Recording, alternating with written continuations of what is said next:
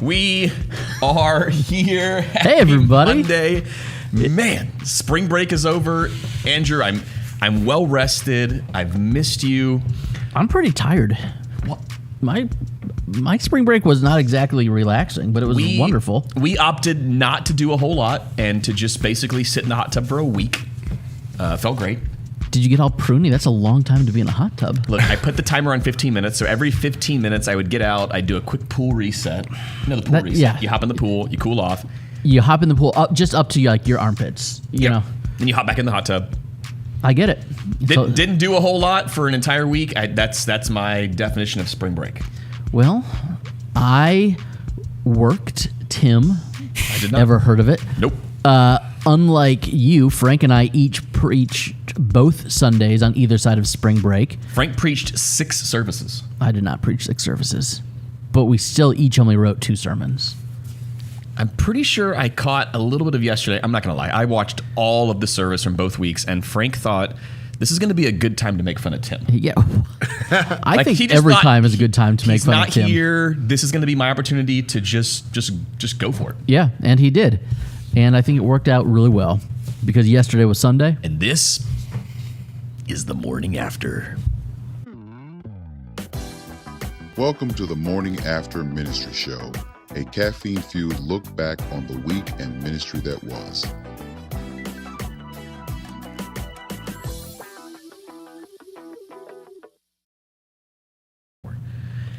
Hey, here we are. City Lights Church says, what is spring break? It is still winter up here in Scranton. Hey, I hear that up there it's always winter, but never Christmas. If you hate summer, it was a Narnia reference. Sunshine, and you don't like warm weather, Scranton, PA. But love John Legend. Scranton, PA might be the place for you if you're looking for a good church. They never take off for spring break because they don't have one. That sounds horrible. Granted, we have a different kind of problem here. We have nothing but spring break for 6 weeks.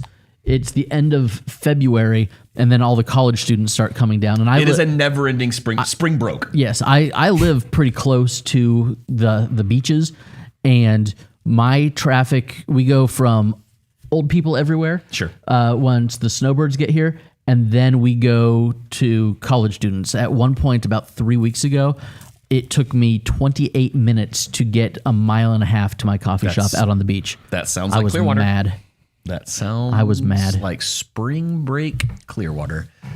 Hey, Frank, haven't seen you in a while, buddy.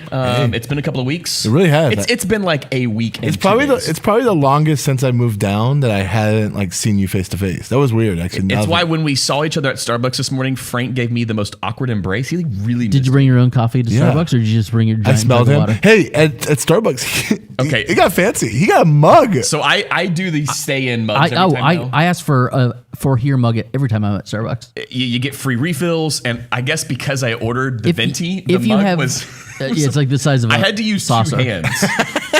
He was like, "Daddy, can I have Wawa?" Why was the mug? So if you have the Starbucks card, like app now, but it used to be the card that you would get at Starbucks. Once you got gold status, you got unlimited free refills. So even if you get a latte, that's nice. You can get an iced coffee or a brewed coffee refill. CJ, I was going to ask about this because I am so thankful our spring break is not Holy Week because it would not be a spring break for us. My sister's up in South Carolina. CJ says, good morning. Our spring break is Easter weekend, which if you work in ministry. But did you have a winter break in your schools? Because my sister, they had winter break that was end of February, middle of February. So they had like a Friday and Monday off. So they had a 4-day weekend. If you're working ministry, you're not taking a trip that week. No. That's the worst week of the year. Sorry, CJ. Move to Florida. We spring break. It's a magical place. We stagger our spring breaks since everybody else comes here for spring break. Spring break? Spring break. Frank, answer this question. Is that the first time in your life you have preached 6 services within 7 days? No, I've done it before. You've done 6 services? Yeah, at Epicos, we had 3 services. And you back-to-back weeks? I've done back-to-back weeks before, yes. Do you remember when their pastor wasn't their pastor anymore and Frank was kind of the primary communicator there for a season? He doesn't like to talk about it, but You do remember that, right? It was kind of a big deal. It's what our group chat talked about nonstop for 6 months. I do. I wasn't sure how many services they were running. We at our peak we were 4 services, but then we knocked it down to 3 services of live preaching. I will say there. Ooh, Matt Coyne, that sounds terrible. Wait, what did Matt say? Spring breaks. Matt says spring break started for us today. No way. 6 inches of snow and counting, but it's the start of spring break VBS. Oh, that sounds double worse. You are working over winter spring break. This is.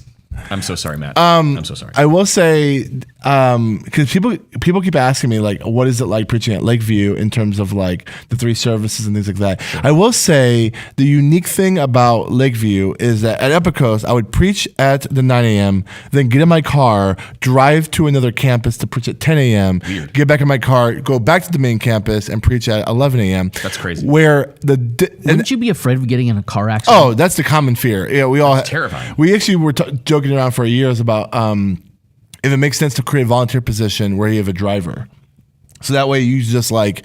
But anyways, that's so if there's an accident, you can get out and get an Uber while they wait for the police. Yeah, exactly. But I will say at Lakeview, first off, your day starts at 8:00, and which means we're there at 7. Yeah, It's an early morning. Yeah, and because of the time change, it's like nighttime right now when you get Pitch there. black. But I will say that it's interesting because like there's only 3 worship songs. And typically, you go from the worship music straight to the sermon. This week, there was something different. But if I'm in the service, I'm standing for 3 hours straight because you have 3 songs. Yep. You're standing during that, and then you get up and preach, and then you get off. You have 30 minutes between services. But you're talking to people. It's walking around talking. So you're not sitting. Correct. For 3 hours straight. It's a long time. You know who? Actually, more than that. 8, 9, 10. For 4 hours. You know who does sit when they preach? I mean, Frank, if we're getting there at 7 and we're not leaving till 12:30, I mean, typically there's very little sitting in between. You need some Dr. Scholl's insoles or something. That'd be a great sponsor for the show. If you're not wearing Dr. Scholl's for when you need to preach 3 services. Yeah, if you're not wearing comfortable shoes, it's gonna hurt. You don't need Dr. Scholl's insole. You need like a pad for your like what barbers chair. have. The things that, Yeah. like you know how the barbers do you have. sit in a padded stool? It's just like what we're sitting in now. It's pretty just comfy. the higher version. of Okay, it. yeah, These are pretty comfy. Our bar stools and our table chairs are the exact same size. And you're still preaching sitting every week. That is what you do. Yeah. That's When what you it- preach Easter sunrise on the water, No. do you bring your stool? No, I stand up there and He sits hard? he sits on the floor, crisscross applesauce. Christmas Eve I usually stand. Easter I think I don't remember if I stood last year or not. I mean, on Easter's Easter. not that big of a deal. Why would you stand for it? I walk up, I grab the counter height table, whatever we call that, you know, like the bar top table. Sure. And someone in the praise band typically picks up a stool and brings it down so that, and then the little clicker is there on it because I control my own slides when I preach. Bree knows what's up at Lakeview. The Sunday fatigue is so real. Comfy shoes are a must. I get it. Yeah. But you know how I get through the services? I make fun of Tim in my sermons. Okay, what is going on here? First of all, full disclosure, Frank actually gets permission before he makes fun of me, and I'm like, course, every time. please make fun of me. It's hilarious. Yeah. And then I never know which photo he's going to use. He always asks for like random photos, and we're always like, man, is he going to use one? Is he going to find something else? So I made fun of you 3 times. This is the most per sermon I've made a jab at you, and I don't. One might have been an uppercut. I don't intentionally like think I have to make one joke about Tim per sermon, but there was a lot of contextual reasons. So first off, we planned out 1 Corinthians, the second half of the book, and I was scheduled. We looked at dates, not passages, of how we're going to schedule each other out, and it landed on the head coverings passage. So I was like, okay, interesting. So I'm talking about where Paul tells women to wear head coverings and men to not have long hair and things like that. So I wanted to start off my sermon with a joke about how Tim's on vacation and we're happy for him and that he's giving me the pleasure and the honor to be able to preach this passage. And that got a big laugh. And I showed a picture of him and his family, and it was the only picture I could find where he had a shirt on because Andrew, you saw his stories. Oh, I know. He was nipples out all week. So I couldn't. It was spring break. I couldn't do anything about that. So. That's not how I would have described it, but So I had to beg him for a picture. I was like, please. And I had a group chat with him and his wife, and his wife was like, I don't know if I have any photos of him with his shirt on. So I finally got one because he had to wear a shirt in Universal or they get kicked out. And so I did that. Then later in the sermon, there in the passage it says, doesn't nature itself tell us that it's a disgrace for men to have long hair? And so I found this commentary that talked about how, men have testosterone, women have estrogen, and it took a deeper dive saying that one of the consequences of having testosterone is male pattern baldness. And so, yes, it is. So I made a joke. I made a joke that I said, and I think this is why I'm losing my hair because God really wanted me to be manly. And then I looked down the barrel of the camera. I said, "Eat that, Tim, with your perfect hair," and that got a big laugh in the room. And then I got to the passage where it says, is it a disgrace for this men shouldn't have long hair? Should men have long hair? So I just said, I pointed to the screen and said, is there anything? Here's the photo that you. Oh, he's going to put it up. I said, is there anything about this photo that makes him not look manly? And it's a picture of him with long dreads, because if you didn't know, What is happening there? Tim had long hair, long dreads. Here's what you need to realize: they smelled. White guy dreads is a particular subset of dreads that really smelly. So Typically, they smell. do it side by you. Do it but side by side of you, so they can. Anyways, I see the side by side difference. You have to like. I should have formatted that better. There's actually multiple people who came up to me afterwards and said, I remember when Tim had his dreads, and the week after when he cut I had to pray about whether or not I could still worship here. We were all wondering how your kids felt, because you've seen those videos of like people shaving their beards off and the Right. kids not recognizing them. All of them. So Tears. It was great. So I made that joke like Tim had long hair, but he doesn't look feminine. Ironically, the picture I didn't use, there was a picture, I shared it with you guys. Tim was shirtless, and I can't use that one, but you were behind him, also shirtless. Oh, is it that was a it was like a conference youth photo. group. Yeah. It was in a pool, and I was like, I'm not. Why? We were on a rooftop in Nashville. Why even send me photos of you guys shirtless? I'm not going to show it. Like, it was unnecessary. We just wanted you to laugh. I thought it was a picture from Crystal River. That's a good one, too. Where's the mermaids? Yeah, Wikiwatchy. Wikiwatchy, there we go. Frank, you didn't talk about this, but I got a text message right around, 8:10 in the morning on Sunday, and it said, we have a group of women that thought it would be funny, and this is hilarious. They thought it would be funny to bring head coverings, and so as Frank is getting up to preach, they put on their head coverings because he's preaching. So funny. It's a good bit. So here's I don't know if you can see it in the photo. I'll share it. Can you see there's a group of ladies in the back there? There's 1, 2, 3, 4. I think there's 5 or 6 head coverings there in this photo. Zoom in. I can't see that at all. I was dying. You can see some of the head coverings there. Yeah, literally. I did something See different. right there. I read the whole text before the sermon, and as I'm doing it, I see a sea of people putting head coverings on, and I didn't understand what was going on. Has anyone ever trolled you during a I've sermon? never been pranked or trolled during a sermon, and that was Who planned that? I think Kathy Sheelan's small home group. I think their home group did. Oh, that's so funny. It was a good bit, and what's great is like I was apprehensive going to the sermon. I was like, man, I'm gonna get pushed. I'm talking about biblical gender roles. I'm talking about gender. I'm talking about women wearing head coverings. Like this is ripe for a ton of complaints and emails. And the first thing I see is about a dozen women jokingly grab a bunch of fabric and put it on their head. Oh, those trad wives at Lakeview. There's a movement. Okay, Brianne says it was Kathy. She came prepared with a bag full of scarves. Yeah, it was so good. It was so good. It made me laugh so hard. Rick says, Tim, you probably shouldn't leave 2 Sundays in a row. Everyone loves the backup quarterback. He crushed it 2 weeks in a row. Frank was loose by the 3rd sermon. Garner Minshew the third, right over here. Look, I mean, that's what happens when you hire someone that's literally better than you. Like, that's what you get. And I love it. So speaking of biblical gender roles, I was up at Liberty in Lynchburg, Virginia with my oldest. I had a couple of meetings, and he's doing the high school program that they offer online. So I was trying to kind of get him excited about that. And so we're there. We do the tour thing, and they're like, hey, you got to come to Convocation, which is the chapel thing. But it's not a preacher most times. It's a business leader, community leader, whoever it is. Sure. So it's a Christian worldview, not necessarily like a Bible study kind of chapel. And the speaker was Riley Gaines, the swimmer who, and so I'm thinking, ooh, this is going to be awkward for my 15-year-old who doesn't really care all that much about sports and is not and yet you guys went to political. Multiple sporting events. Well, it's because I was there. It was a, hey, do you want to go on this trip with Dad? Here's what we're doing. And he was so into it. That's great.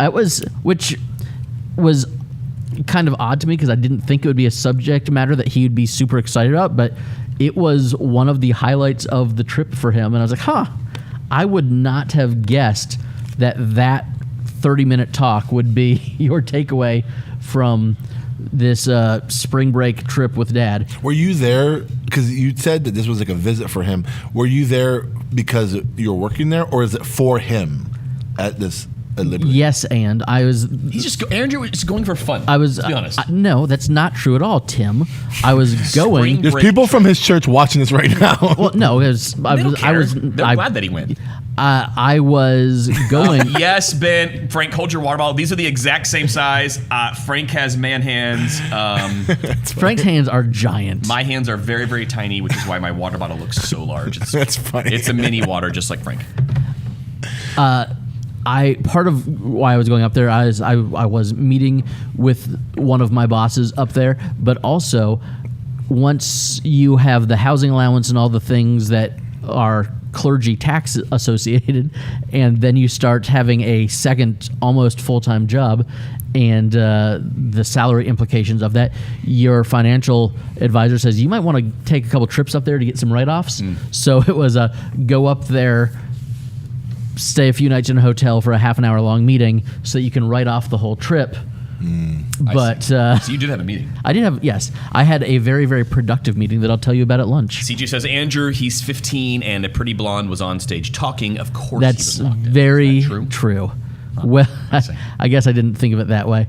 But so what's so interesting about being at a place like that is you think that college students are different in different places, and they're not. They're exactly the same wherever you go. I stopped in the bathroom my meeting was actually right after that, and there were a group of boys who had all changed their lock screen to pictures of her during her talk, and they were joking about it in the bathroom. I was like, oh, okay. So college boys are exactly the same as they were 20 years ago. Now, awesome. Can this be a bit on the show? If you have a story, please share it.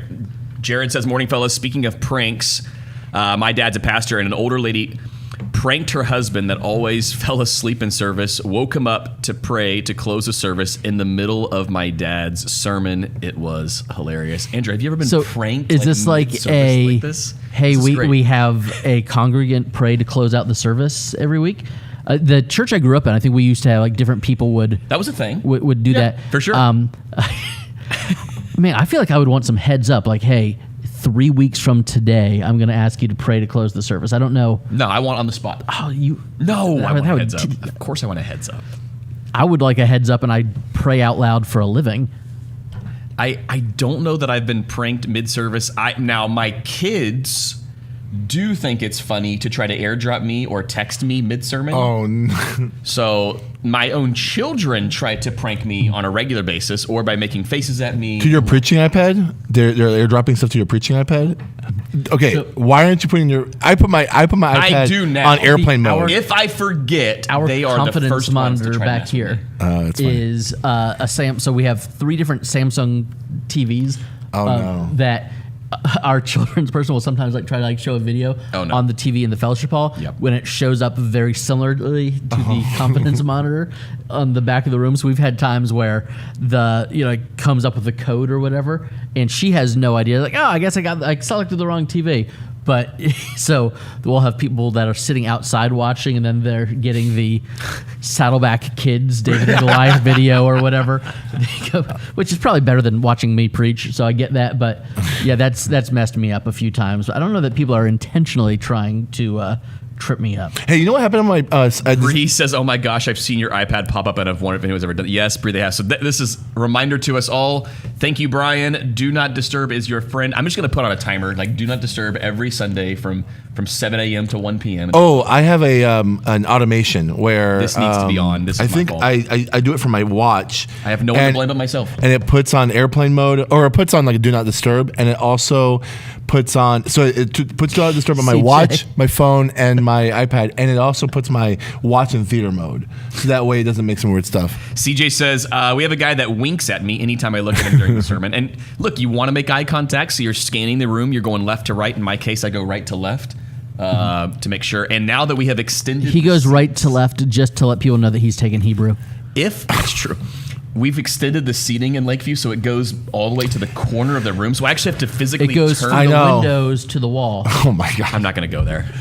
I'm just not. But I'm not going to take that bait. I will say, now that they're seating all the way to the side, like I'm turning my head all the way, which leads to the photo that Jeff was making fun of me about, where you can see the back of my head. Where you can see your manliness? Yeah, you can see my manliness. His baldness. His baldness. That's what I was, your manliness is your baldness. I listened to the sermon, Frank, so I know exactly what you're talking about. I will say, at one point, I adjusted my iPad, Tim, and I mistakenly turned off my iPad in the middle of the sermon. What so I had to unlock it, and I was like, my finger wasn't working. I was like, oh man! So I'm literally trying to do my code. Luckily, I was in the part where like my sermon, I remembered, I know what I was saying, so I was just extending it. But I had to put my code in, and that was very annoying. I need to just like not have my. I only use my iPad to preach, so I just have it unlocked. Have the lock off. I don't know. Don't need that. Anyways, Wow. Andrew is great. Wow.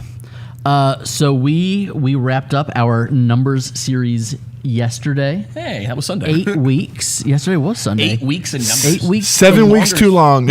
A longer series for you in a glorious book of the Bible. It was fantastic. I feel bad though, because we've talked about this. I really enjoy long Old Testament narratives. It's one of my favorite types of biblical literature to preach. Do you know who doesn't enjoy that? Our worship leaders. It's kind of rough on Song them. choice becomes very difficult if you're trying to do any sort of like matching up to the sermon. Really, any kind of Old Testament things. You can lean into God's faithfulness anytime you do Old Testament. Like, you're good. King of Kings, any of that stuff. But hey, Moses, you're going to die and Joshua's taking over. I don't know what song you choose for that one. Good luck. But I really enjoyed it. I kind of I'm thinking now, what other Old Testament books that don't get preached very often can I lean into next? You should do it. I could go into Deuteronomy, which is just basically retelling the same things again from Exodus and Numbers, but that's the weirdest part about doing the Bible reading plan. You're like, wait, I already read this. And then you're reading it again with a little bit more detail. And then you get to 1st and 2nd Kings. You're like, hey, didn't I just read this with a little bit less detail? You did. Huh. You did. Weird. Frank, we've got something big coming up on Sunday. We have our 30th anniversary. Frank, you haven't done a lot of like big church events with us yet, so this will be, I think, probably your first outside of like Christmas Eve, but that wasn't like a big church-wide event. Well, there was he did the Advent Social. Advent Social was kind of big, but yeah, this is my first big event with you guys. Which, by the way, this happened in the 3rd service. If you're listening to me intro the sermon, I talked about how we don't have childcare, we don't have nursery, and I made a kind of an aspirational vision point. It was a great where I said Tim and I are okay with babies and little kids making noise in the service at times because it means that we have a long runway. Yeah. Literally, when I said that, a baby started crying in the back of the service, and I said, "You hear that, baby? That means we're gonna be here for another 30 years." And people were like, "Oh, that's sweet and funny at the same time." So that is gold. So we're doing something we haven't done in a long time. We have not done one service at Lakeview in several years. So we just did one yesterday. I'm so proud of you. I love the way Frank has worded this in the email every week. It is one giant service under one giant tent, followed by one giant party. So that's what's happening on Sunday at Lakeview. I don't know that we've advertised enough. Over under, how many people are showing up to 8 o'clock? Like, I'm wondering, like, if you just go to the website right now, are you seeing that service advertised? Like, I'm like, all these thoughts are going through my head. Like, we're gonna get like, there's a pop up. Okay, good. Never mind. Do you feel like you're going to be behind the 8 ball when it comes to Easter planning because you've got so much going into. We're doing. Oh, yeah, there's the pop up. We are actually. I'm gonna get in touch with our worship. Explain the graphic to me, like the watercolor AI graphic. We should have our graphics guy do it. He did a couple of renditions, and this one actually included. So the number one complaint about our first graphic was we didn't know there was lunch. So I reached out to our guy and I was like, hey man, our people want to know there's lunch. So he did a new graphic that included the lunch and the bounce houses and all the fun family things. All the info looks great. And it does, the look of it just does not match what I think of when I think of how a lot of your things have looked. Well, it's a little late to critique the design. Well, no, I know the thing is in 6 days. Yeah, we just had. I just want to know. Frank and I didn't have to do it. We had a graphics guy do it, and we're like, "This is was great. Was the thought kind of like we want this to look kind of retro because it's a 30-year thing? I think that's what I thought. Like when I saw that, I thought, oh, they're like leaning into the history of Lakeview. That's the idea, as opposed to. So if you're following us on the socials, every day this week will be a somewhat Lakeview historical post. So the video we posted today had photos throughout the years, and then you'll see some more specific photos in the coming days of the history of Lakeview. So that is kind of the theme. It's not just history of Lakeview. The overall theme is God's faithfulness. Frank, is this going to be the first time that you meet the Reverend Dr. Peyton Johnson? Yeah, I never met him. So our founding pastor will be not just there, he'll be sharing in service. And one of our founding members has a piece in service as well. She'll be sharing from the stage. So we've got some fun history, some throwback songs, which, Frank, I don't know the last time I've sang some of these songs in a worship gathering. Days of Elijah. So what are we singing? What do we got? Shout to the Lord is one of them. We've got some goodies. Still slaps. Still so good. Can we give away the set list, Yes. Frank? Are we allowed to do that? Yes. Live right now, dropping the set list. Let's do it. Oh man! All right. I mean, we could absolutely do it. So we've got March 30th. We're opening with "My Redeemer Lives." My Redeemer lives. This has got flagged on YouTube. We're rocking. Then we're going into Hosanna. Which one? This is the Hillsong version from the mid 2000s. No, I don't think it's that. Yeah. I think it's that one. No. It's the Hosanna. We are not a boy band. I want Frank's version. This isn't like okay. Anyways, then who you say I am. Classic. Then we have Reflections on the Cross, not a song. That's going to be the poem. Yep, the poem that's going to be read. Then after that, we have Shout to the Lord. Love it. Right before the sermon, we have As the Deer. I mean, you can... Now, that song legitimately it's a great song. Slaps like crazy. It's a great song. We have the deer panteth for the sermon, and then Sam Rudkin will be on stage for a fun surprise that I don't know that everybody knows about yet, but he's going to be doing something that may or may not... I know what that is. I don't know what it is. Wait, I know what it is. It might involve actual fire. I love fire. Which is why they rented the tent, since you can't even have a lit Advent candle in the building. In a tent, we can have actual fire. Then we're closing out with 2 songs. How Great Is Our God, leading into How Great Thou Art. Excellent. I mean, why would you even sing How Great Is Our God if it doesn't lead into How Great Thou Art? You've got to have the tag. Then sings my soul. Frank is going to be the worship leader for... So Thursday, I was at the Liberty baseball game, and because it was a home game, all the guys have walk-up songs.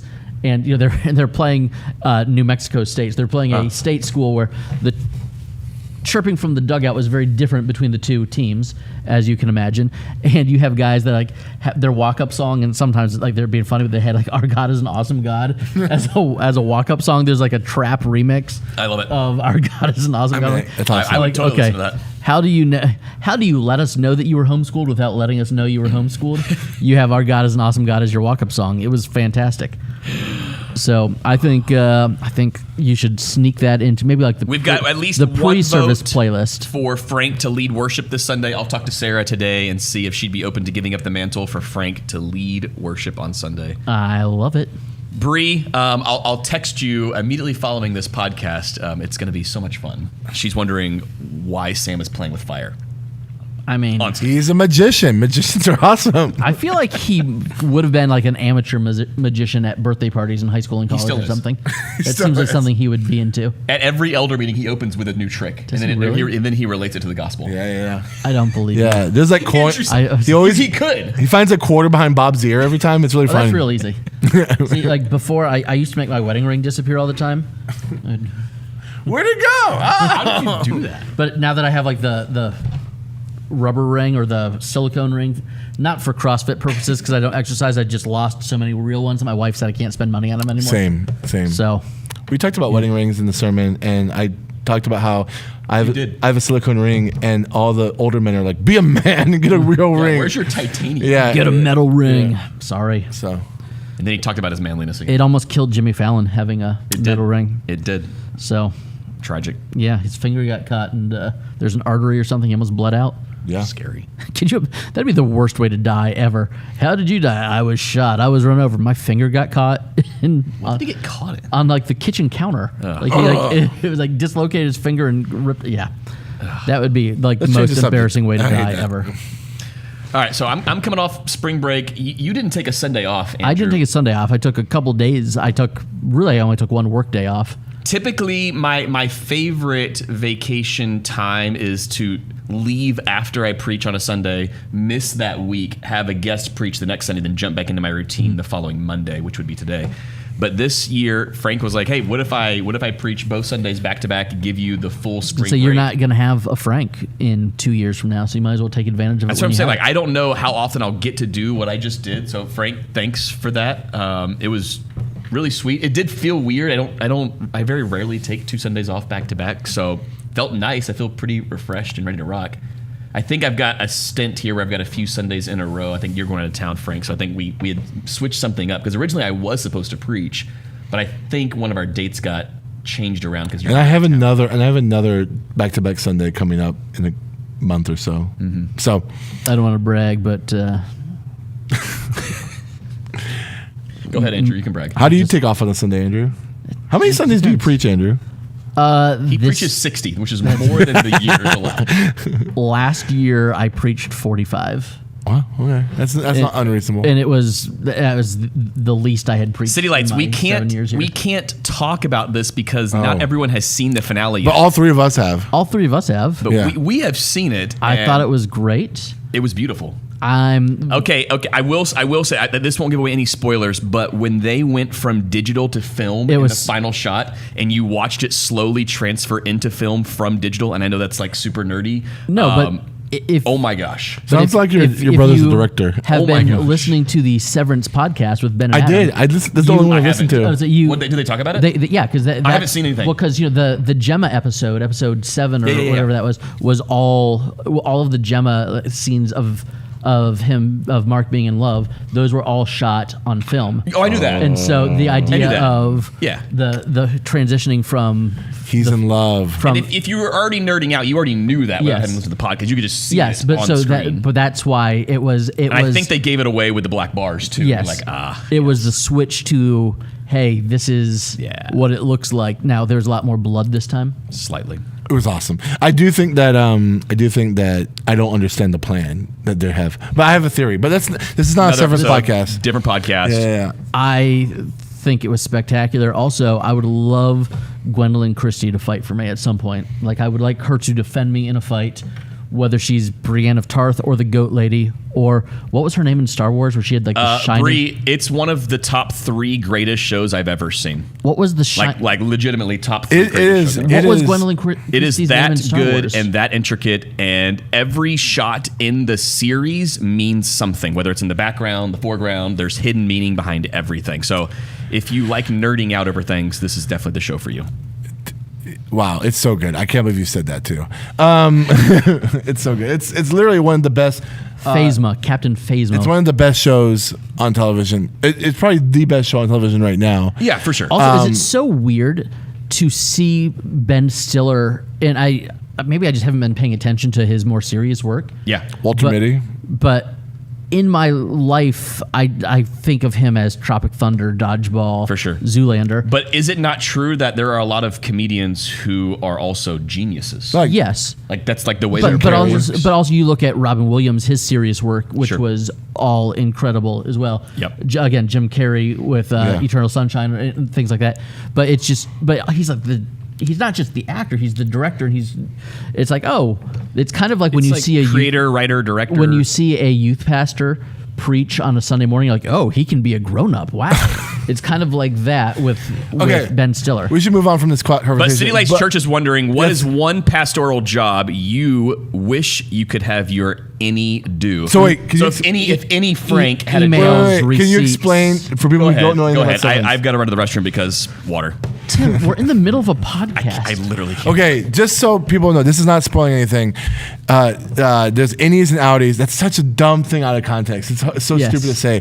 So basically, the whole point of severance is that people can go to work and their mind is severed in the sense that they don't know their outside life from their inside life. They're severed individuals to the point where they have like different. So you have 8 hours a personalities. day or 40 hours a week where you don't have to take work home with you. You don't have to think about work when you're not at home. In fact, you don't even know what your job is. You show up at a place, and then your next memory is that you leave. That's the outie, the person that only exists on the outside world. The innie essentially wakes up on the elevator every morning when they're getting off to go to work, and then their consciousness takes over again the next day when they're stepping off the elevator again. So they have no connection to the outside world or the inside world. So the depending on- question City Lights is asking is there a job where if you could just like Man, that'd be awesome. snap out and let someone else do it, that's not Anything admin.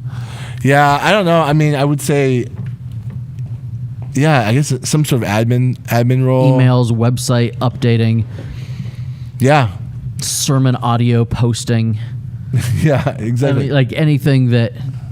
Yeah, I'd be okay if any Tim ran the socials and I never had to I could just blink and all that was done every week. That'd be great.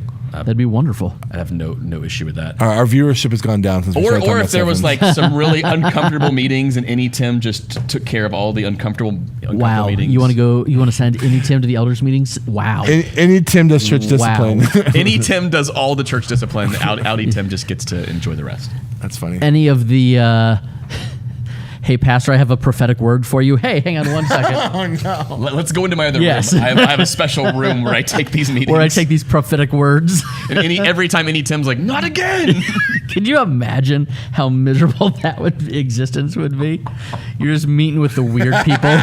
I mean, that's a spoiler what I was about to say because that actually is happening Yes.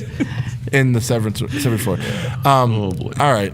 So All right. So, but I had asked about Easter prep with you guys because we're Okay, this is awkward this year because normally we're we've 4 already weeks away, but you guys have a huge event happening next week. right, which That's we need taken- to get through. yes. but Sarah and I are going to chat this week to make sure we're squared away because something odd might happen this year where I don't know that one Good Friday service is going to be enough. We were about at max capacity last year, and we were only at 2 services on a Sunday.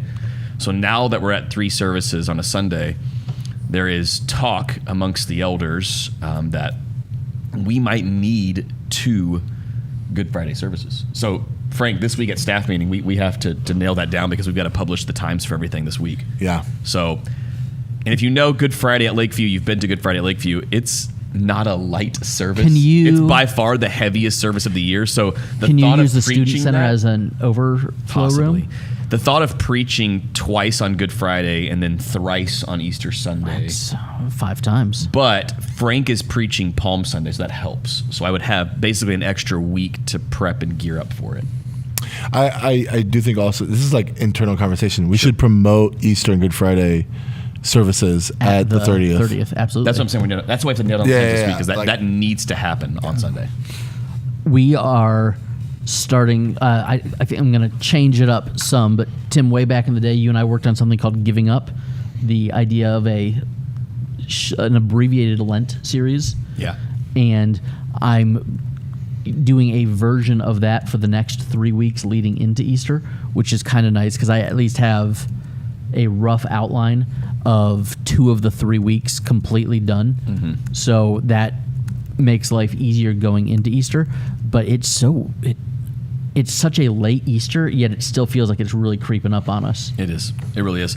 Bree says, are we doing 4 on Easter because of sunrise? No. So the sunrise service will take the place of the 8 a.m. So we're not going to do sunrise plus 8 because the sunrise will run into the 8 o'clock service. Sunrise is at 7:02 on Easter Sunday morning. So you're just moving that service ahead 1 hour. That's it. And what we'll do is we'll rent a lot of extra chairs for the sunrise. That way, and what we did and this didn't work, Frank, last year. So what we tried to do last year was we told all of our people who come regularly to the second or third service, if you're up for it and you've never done sunrise at Lakeview, will you please just come to the sunrise service to make room in our sanctuary for more people? And about half of our people thought it would be a good idea to go to both sunrise and the indoor service. Like they would literally go to the sunrise, grab a breakfast, then come back for the 11 o'clock. You need to have a clipboard and be like, nope, sorry, you were already here. Have a bouncer. What do you do? No worshiping for you. I think the issue is you do get 2 different experiences because one is outside, one is inside. So all the videos that we show obviously aren't being shown outside. They're only shown inside. So there's just a different vibe. The outside worship set is more acoustic. The inside is obviously the full band. So I get it, but I don't know what to do about that. Like it just is. I think we say, hey, for the sunrise service, we this is the time we would love for you to be there, and to make room for the other for guests. The sermon's the exact same. You know, go to sunrise and then enjoy Easter with her family. I like it. Give away ham. Easter ham. If you don't come back, here's a slice of ham. ham. Come to the sunrise service. Here's your ham. You better put it in the oven right now. And then watch it won't be ready. It won't be ready. Eye on it for the next 4 Hey, you can watch the other services online. They're all gonna. There you go. If you want to catch the indoor services, catch them online. Yeah. Catch them from your phone on your couch. Gotta catch them all. Listen, fellas, we are coming up against the clock here. Yep. But I did something, and in the true spirit of the Morning After Ministry show, this feels like an appropriate topic to wrap up with. I took apart a urinal yesterday. What? I've done some amateur plumbing work in my life in the past, but we had a urinal that wouldn't stop running, and I had to, figure out how to get it to stop running so we didn't call a plumber for something that is not going to be a major issue. First of all, it's original to the building. The building was built in 1978. There's no regular toilet that you would keep for, 47 years. In churches, you will. Yeah, but I'm not saying it's a good thing. But regular toilets get replaced at least every decade or so. Like the toilets in your house aren't that old. Right. Urinals are just different because they're different. They don't get clogged. Have you guys this is so weird. You guys installed a new urinal in the men's room in the Lakeview Worship Center. Waterless. This is a very interesting conversation. How do you? I've never thought about replacing a urinal before yesterday, and it's been consuming my thoughts for the past 12 hours. With as many sons as you have, why don't you have a urinal in your house?